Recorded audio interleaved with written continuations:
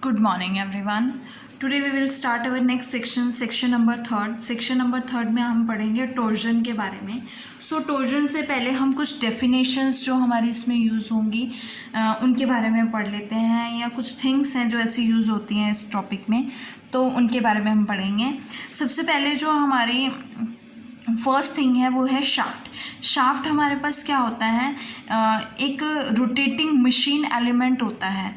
ठीक है, कि एक एलिमेंट होता है मशीन का, रोटेटिंग मशीन एलिमेंट जिसे कहते हैं.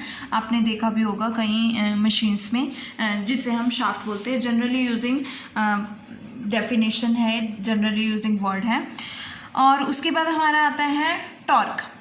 टॉर्क क्या होता है? Torque is a tendency of force to rotate. जैसे आप क्या होता है, what is a force? Force क्या होती है? किसी चीज़ को पुश या पुल करने की टेंडेंसी को हम फोर्स कहते हैं. ऐसे ही अगर हमें किसी बॉडी को, किसी ऑब्जेक्ट को किसी एक्सिस के अबाउट रोटेट करना है तो हम कहेंगे कि उस टेंडेंसी ऑफ फोर्स को हम क्या कहते हैं? टॉर्क कहते हैं. Means therefore torque is a tendency of force to rotate an object about an axis just as a force is a push और पुल.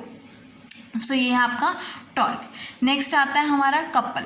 Couple is a system of forces with the resultant moment. आपने पढ़ा होगा couple हमारे पास system of forces होता है. Generally couple की definition क्या होती है कि दो इक्वल एंड अपोजिट फोर्सेस, आपके पास दो इक्वल एंड अपोजिट फोर्सेस जो हैं वो क्या बनाएंगे? ये दो फोर्सेस हैं, दोनों ही इक्वल है लेकिन इनके डायरेक्शन अपोजिट है. ये क्या बनाते हैं? कपल बनाते हैं.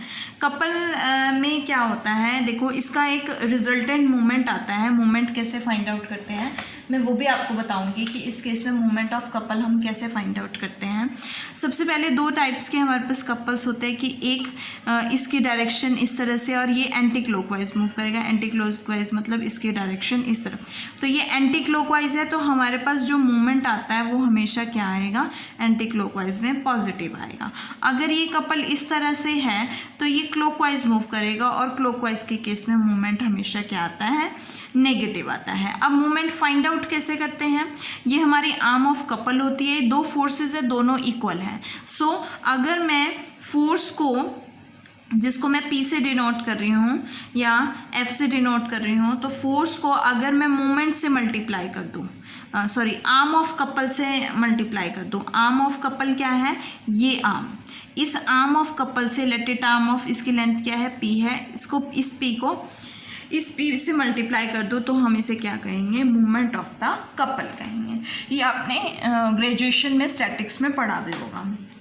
नाउ नेक्स्ट डेफिनेशन है torsion.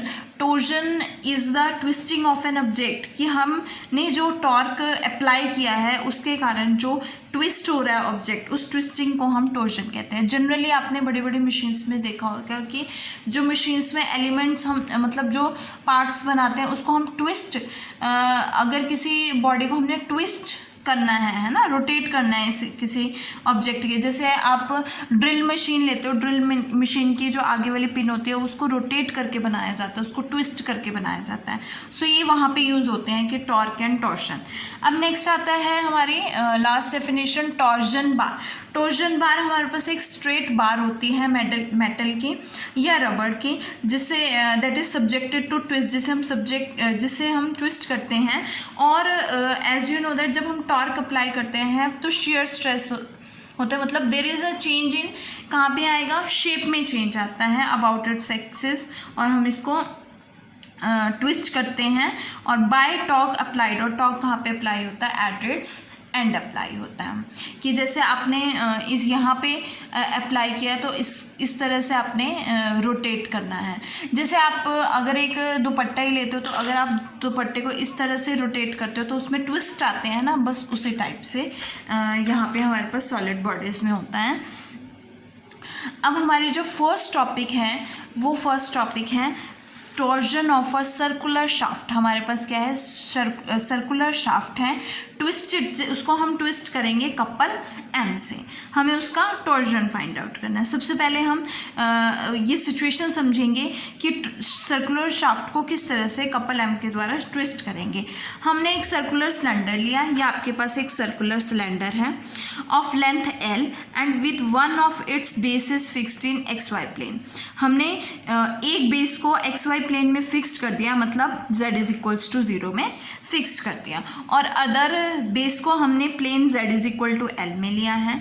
Is acted upon by couple, जिसको जो क्या कर रहा है, जिसपे एक कपल एक्ट कर रहा है, जिसका मूवमेंट जो है z एक्सिस के अलॉन्ग लाई करेगा। अब under the action of this couple the beam will be twisted and generator off cylinder will be deform, कि जब हम इस ये कपल जो है ये एक्ट करेगा तो जो हमारी ये बीम है, सिलेंड्रिकल बीम है, ये ट्विस्ट हो जाएगी कि इसका ये सपोज जनरेटर है, तो इसके जितने भी जनरेटर्स होंगे वो बाय एंगल थीटा रोटेट कर जाएंगे। जैसे ये जनरेटर है तो ये थीटा, यहाँ पे जनरेटर आएगा तो ये थीटा एंगल रोटेट करेगा, तो इस तरह से यहाँ पे क्या आ जाएगा, एक ट्विस्ट आ जाएगा। So we can say that कि under action of this couple beam जो है ट्विस्ट होगा और जनरेटर जो है सिलेंडर का डिफॉर्म्ड होगा। Deformed means through an angle rotate हो जाएगा।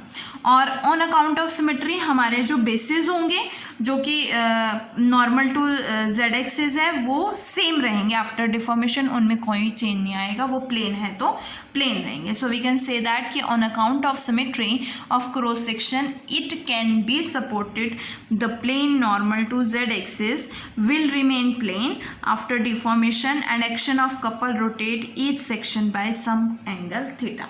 और कपल जो है, कपल के एक्शन से जो हमारा जनरेटर है वो रोटेट करेगा, हर एक सेक्शन जो है उसका रोटेट करेगा बाय एन एंगल थीटा। और रोटेशन किस पे डिपेंड करती है, हमारा जो बेस है z इज इक्वल टू 0 का डिस्टेंस जो है उस पर डिपेंड करेगी कि उसका डिस्टेंस जो है z is equal to 0 means base से कितना डिस्टेंस है उस पर डिपेंड करेगी। So theta is directly proportional to z, और यहाँ पे प्रोपोर्शनलिटी के साइन के प्लेस पे यहाँ पे अल्फ़ा आता है, और अल्फ़ा हमारे पास क्या होता है, ट्विस्ट पर यूनिट लेंथ होता है। अब देखो क्रॉस सेक्शन जो है इसमें सिलेंडर का जो है प्लेन रहेगा आफ्टर डिफॉर्मेशन। अगर सिलेंडर प्लेन है आफ्टर डिफॉर्मेशन, किसके अलॉन्ग है, जेड एक्सिस के अलॉन्ग है, तो डिस्प्लेसमेंट डब्ल्यू क्या होगी, जेड एक्सिस के अलॉन्ग 0 रहेगी। सो ये आपका था torsion of a circular shaft twisted by couple है कि हम इस तरह से एक सिलेंडर लेते हैं, उस सिलेंडर में हमने बेसिस ले लिए, एक जेड इज इक्वल टू 0 और दूसरा z is equals to L.